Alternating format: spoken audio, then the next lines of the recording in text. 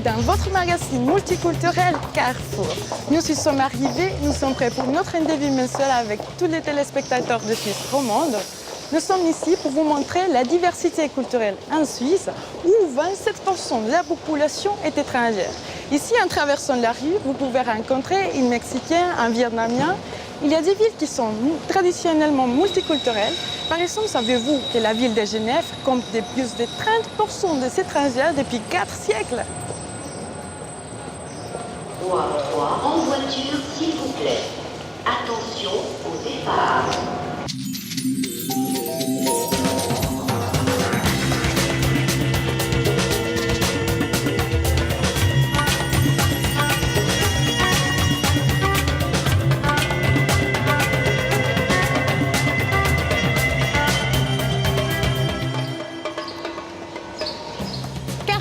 Vous montre la richesse culturelle des différentes communautés, vous propose des informations pratiques pour mieux comprendre la vie en Suisse, vous renseigne sur les manifestations culturelles, la gastronomie et la vie associative des migrants. Ce magazine est diffusé par toute la Suisse romande. Vous pouvez nous voir chaque mois sur votre chaîne de télévision locale et sur nos sites internet.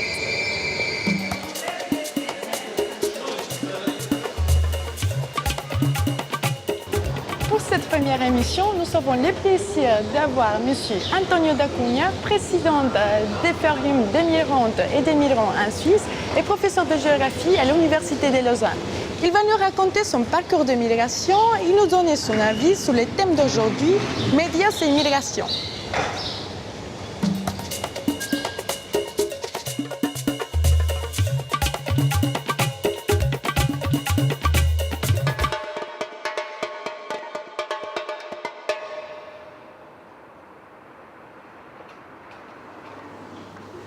Je suis parti du Portugal pour une question de délit d'opinion. J'avais été jeté en prison parce que je m'exprimais librement contre les guerres coloniales, une période où la démocratie n'était pas encore installée au Portugal. C'était en 1974 qu'il y a eu la fameuse révolution des œillets. Et je suis donc parti parce que j'étais expulsé de l'université à la suite de ces prises de position. Donc j'ai fait ici mes études que j'ai initiées en économie politique. Je faisais au Portugal la médecine, mais je voulais comprendre le monde, je voulais comprendre ce qui m'arrivait. Et je me suis dit peut-être qu'avec l'économie, je réussissais mieux qu'avec la médecine. Eh bien, et ça va mieux pour ça va. Il y a toujours beaucoup de choses qui me restent incompréhensibles, mais on essaie de faire toujours des efforts. Et j'ai fait ici un doctorat en géographie économique. Par la suite, je suis devenu assistant en géographie. Je me suis marié. D'abord, j'ai eu 2 mariages, 2 enfants, un de chaque mariage. Et ensuite, la vie a continué. Pendant un moment, je suis allé au Portugal après la révolution des œillets en 74. Ça n'a pas marché, mon intégration non plus. Portugal. C'était difficile, je n'avais pas finalisé mes études, je suis venu ici.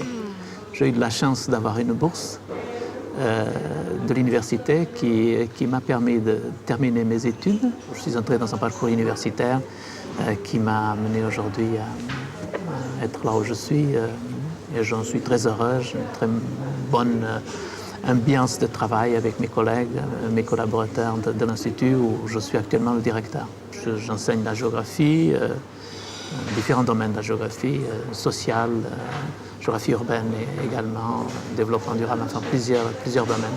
Donc c'est un parcours d'intégration bien réussi. Oui. Je reste évidemment très attaché à mon pays, où j'ai encore une bonne partie de ma famille, tous mes frères, nous sommes 10. Des frères et sœurs, et donc c'est un grand attachement, nous sommes très, très fortement unis, et j'y retourne chaque année, donc c'est toujours très agréable, et je vis dans cette double appartenance aujourd'hui qui m'est chère. Je me considère de ce pays comme celui qui est le mien également. Par rapport aux images des migrants, qu'est-ce que vous avez trouvé dans les médias? Alors, je trouve qu'actuellement, particulièrement depuis quelques années, l'image des migrants me semble de plus en plus négative. Il y a toute une série de stéréotypes qui émergent et qui donnent une image aux migrant qui est plutôt négative dans la presse. Ces stéréotypes, me semble-t-il, sont des sortes de reflets de l'opinion publique, de ce que la société perçoit, ou de la manière dont la société perçoit les autres, d'une manière générale. Mais en même temps, je pense que ces perceptions sont amplifiées par la presse dans un contexte politique qui est celui que nous vivons, disons, depuis quelques années, de manière plus forte, un contexte où la xénophobie s'amplifie, où le racisme s'amplifie. Pour cette première émission, nous allons parler des migrants dans les médias. Souvent dans les médias, nous sommes sous-représentés et l'image de l'étrangère est stéréotypée et dévalorisante. Le problème avec ce type d'image, c'est que ça crée la peur et la méfiance envers l'étrangère, en aumentant ainsi l'exclusion et la discrimination. Nous allons demander à des migrants ce qu'ils pensent des magazines télévisés qui leur donnent la parole et des migrants dans les médias.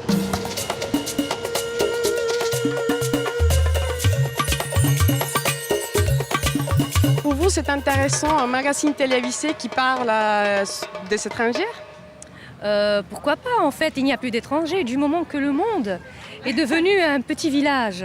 Donc c'est le moment ou jamais qu'il y ait un brassage de culture, que les gens se connaissent de plus en plus pour qu'il n'y ait pas cette peur de l'autre. Je trouve ça très bien de parler des étrangers qui vivent ici, c'est très bien, oui. On est tous dans le même endroit et je pense qu'on doit apprendre à convivre avec les gens. Et surtout maintenant, politiquement parlant, on parle de plus en plus de comment on appelle ça, de choc des civilisations, de choc des cultures. Et ça n'existe pas du tout. Donc on est là pour prouver qu'on n'est pas des gens qui font peur, qu'on est comme tout le monde, sauf on a nos différences. Et c'est ce qui fait la diversité et la richesse. Bien sûr, Genève, c'est une ville bien ouverte. Il y a beaucoup d'étrangers et tout, et ça apporte beaucoup de choses positives, je pense. Magazine vraiment télévisé sur les étrangers, non, je connais pas, ça n'existe pas. Hein. Et pour vous, ça serait intéressant?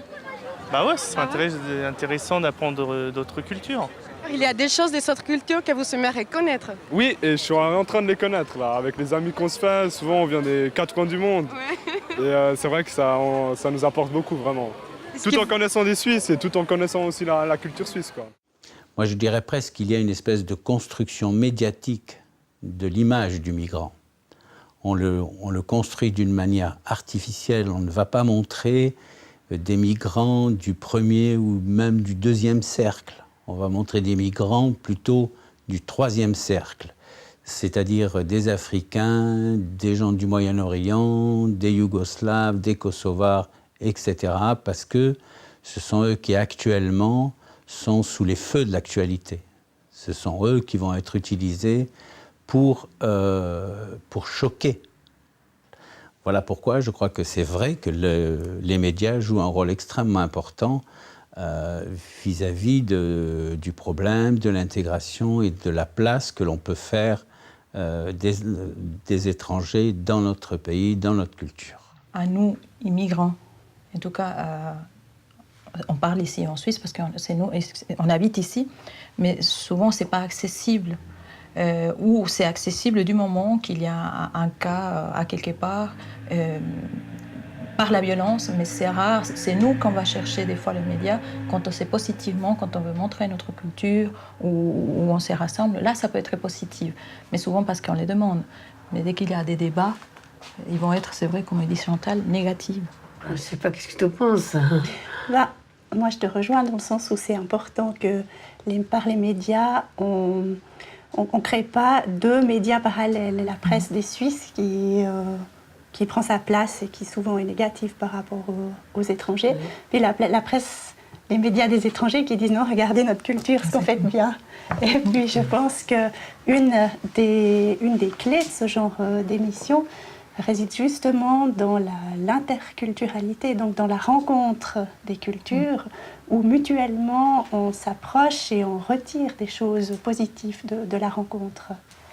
Maintenant, c'est vrai que la presse devrait mettre plus en lumière les actes positifs qui sont faits par les étrangers. On va faire 3 pages sur une agression d'un étranger sur un Suisse, mais on va faire un minuscule article sur un jeune homme étranger qui sauve quelqu'un du suicide. On est toujours frappé de voir que quasiment, il n'y a pas de semaine où il n'y a pas un fait divers aujourd'hui qui est reporté dans la presse sans qu'on ait besoin de décliner l'origine de la personne pour comprendre les cas. Donc il y a de ce côté-là un grand effort à faire pour essayer de limiter ces images stéréotypées qui font mal. Les conséquences au niveau quotidien, dans la vie normale. Les conséquences peuvent être très importantes parce que dès lors que la méfiance vis-à-vis de l'autre, celui qui est différent, quelle que soit son origine, sa couleur, sa culture, dès lors que cette méfiance s'installe dans la représentation collective, dans les représentations mentales, le contact au quotidien devient beaucoup plus difficile. La disqualification de l'autre, c'est un poison pour la société. Le fait qu'il y ait des minorités qui sont systématiquement disqualifiées, c'est un poison, ça nous empêche de construire une société. La société suisse aujourd'hui est une société multiculturelle, polyculturelle, il y a plusieurs cultures, et je pense qu'elle le sera à l'avenir. Si on n'est pas prêt à construire cette société polyculturelle à l'avenir, à construire le lien entre les personnes, et ce lien doit se construire sur la confiance. Or, si des forces politiques, si des intérêts particuliers, et si ensuite la presse convient d'aller, disons, dans le sens du poil, pour dire la vérité, et qu'elle ne contrarie pas ses opinions, eh bien, c'est, je pense, très dangereux en termes de construction d'une société. Au quotidien, c'est blessant pour ceux qui doivent subir les stigmatisations. Dans l'avenir, c'est très négatif pour la société, parce qu'une société se construit dans la différence, et aussi dans l'égalité des chances, bien entendu, mais dans cette négociation permanente entre les différences, entre tout le monde, et cette nécessité de vivre ensemble. Le point de vue négatif pour les étrangers, c'est très blessant. Certains, c'est impardonnable. Quand on entend que les étrangers criminels, ça blesse le corps, que ça ne guérit jamais. Mais les choses positives qu'on fait, seulement le média, elle peut raconter au peuple suisse. Pas nous. On ne peut pas téléphoner que nous, on n'est pas à valeur où on fait des choses positives. La première fois que j'avais une interview par le journal, quand je sors sur le journal, après, la façon de contact chez les médecins, dans les magasins, ça changeait beaucoup. Pour ça m'a touché très fort. Pour moi, c'est très important. C'est grâce aux médias qu'on est... Non, mais tu découvres la force du média, oui, que ça véhicule une image, que tout d'un coup, pour toi, tu n'as pas changé, tu as toujours été la même. Oui. Par contre, le regard de l'autre personne, il a changé envers toi. Mais pourquoi? C'est pas parce que tu as présenté quelque chose, c'est parce que tu as parlé de toi, et les gens qui ne te connaissaient pas, ils ont dit « Ah oui, derrière cette Nafissa que je vois tous les jours dans la rue, il n'y a pas seulement qui Nafissa du Afghanistan, il y a une personne. » Je crois que les médias pourraient s'ouvrir et se montrer un petit peu plus curieuses, un petit peu plus intéressées à, comment vous dire, à mieux développer l'information sur certaines cultures, qu'elles soient africaines, qu'elles soient serbes, croates, kosovars ou autres. Je crois que là, il y a un travail, disons, d'une ouverture de l'information. Il est vrai, d'autre part, que la situation actuelle, à mon avis, n'est pas satisfaisante. En ce sens qu'on remarque que de plus en plus, il y a une espèce de tendance à vivre en communauté et en communauté fermée. On remarque qu'il y a très peu de contacts qui sont favorisés également par les communautés étrangères. C'est dommage. C'est dommage. Mais il est vrai que les médias pourraient s'y intéresser un peu plus. Peut-être que ça permettrait ou ça pourrait faciliter la relation et la mise en confiance à la fois des uns et des autres.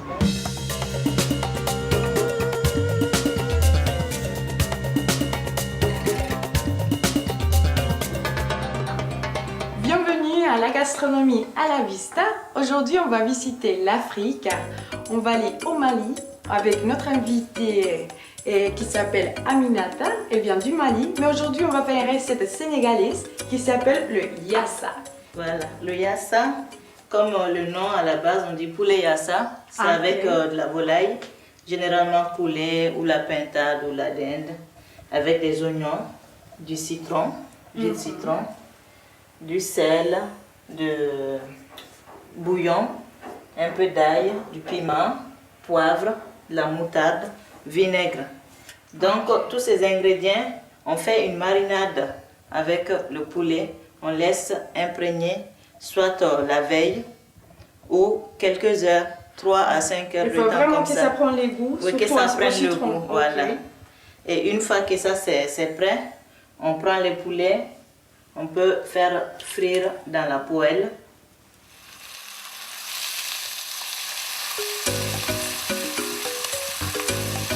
Et le poulet il est déjà cuit, je vais l'enlever maintenant, mettre de côté pour faire les oignons. Ok. Voilà. Aminata, raconte-nous, tu étais en Suisse depuis quand? Depuis... Ça fait 14 ans que je suis en Ça Suisse. fait 14 ans? Oui. Ah, Je suis déjà naturalisée suisse. J'ai 2 enfants, 2 garçons. Un qui s'appelle Maurice, l'autre Victor. Ok. Le premier va avoir 13 ans et le deuxième va avoir 11 ans. Ah, ils sont nés ici? Oui, ils sont nés Tu es ici. devenue mère ici? Mon mari, il est d'ici. Ah, et puis tu fais quoi? Tu travailles En ce Tu moment, fais quoi j'ai une boutique. Sinon, avant, je travaillais comme aide en soins. Ok. Bon, généralement, c'est les produits d'Afrique, mais il y a un peu de tout quand même. Ah, ok. T'as dit qu'elle se trouve où? Dans quelle ville? À Vevey. À Vevey? Oui. Ah, ok. Je suis convaincue que les gens vont vouloir manger après ça. Oui, les Suisses aiment beaucoup les ça. Ah si, tu les fais souvent chez toi et puis Oui. les gens sont assez contents? Oui, je le fais souvent. On fait toujours avec beaucoup d'oignons. On fait... Oui, la base de la sauce, c'est les C'est oignons. les oignons. Ouais, Alors, c'est il faut les oignons. vraiment couper. Les oignons sont déjà faits. Tu les enlèves. Et je vais mettre aussi un peu de carottes pour la fin. Donc, on va mettre tout ça. Le fenouil également. Pardon. Le fenouil. Voilà. Et normalement, les légumes qu'on veut. Non, parce qu'il t'a dit que la fenouil, c'est toi qui as décidé, c'est un goût personnel. Ouais, ouais. Mais bien, on peut le faire bien avec les carottes, ou bien des haricots verts. Oui, Avec haricots les verts. autres légumes qu'on aime. qu'on ne Voilà. sent pas. Ok. J'ai mis les carottes, le poivre et les fenouils. Et je mets un tout petit peu les mêmes ingrédients que j'avais mis dans la marinade du poulet pour que le goût citronné aussi soit dans ces légumes-là. Mais oui. Voilà. On va juste tout mélanger. Oui, Puis on laisse ça pendant... on laisse environ 5 minutes. 5 minutes, tout mélanger. Ouais. Et j'ai mis aussi le piment. Avec, il ne faut pas que ça s'écrase, sinon c'est très fort. Il ne faut pas écraser, Ouais, il faut ouais. juste le mettre là. Ouais, juste à la fin. Et ça se voit délicieux. C'est délicieux et déjà prêt. Oui. On a les riz normal, chacun les fait comme il veut. Mais c'est vraiment le poulet, le yassa, qui est déjà fait, non? On l'avait laissé 5 minutes, qui ça prend tous les goûts. Mijoté. Ça se voit. Ouais. Ça se voit tellement bien.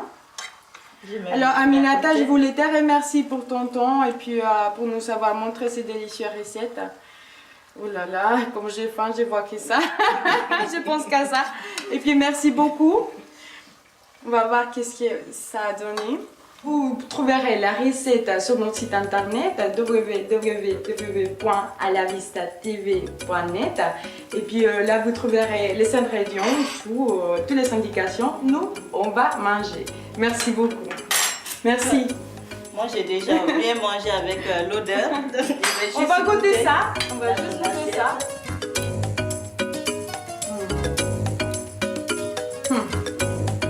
Oh là là. C'est délicieux. Merci beaucoup. C'est très bon.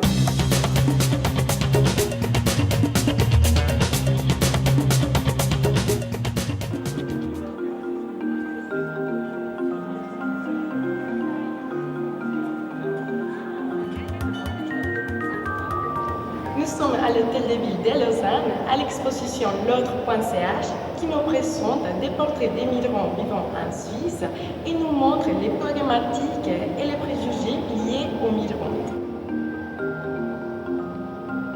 Cet événement est organisé par l'Université de Lausanne avec la collaboration de l'association ECO.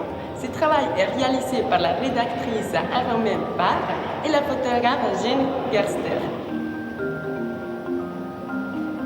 Vous pouvez voir cette exposition prochainement dans la ville de Berne, Genève et Sion.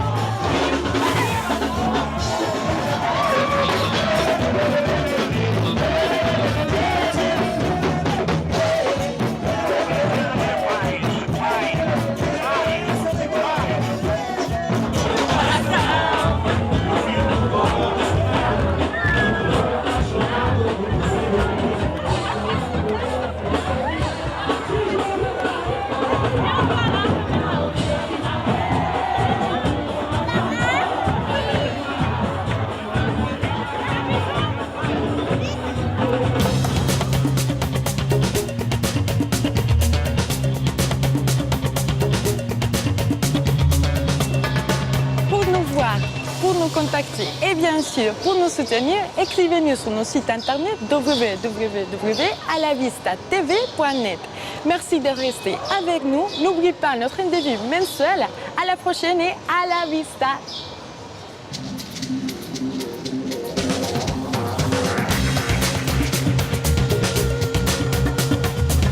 Carrefour vous montre les richesses culturelles des différentes communautés, vous propose des informations pratiques pour mieux vivre ici et vous renseigne sur les manifestations culturelles, la gastronomie et la vie associative des migrants.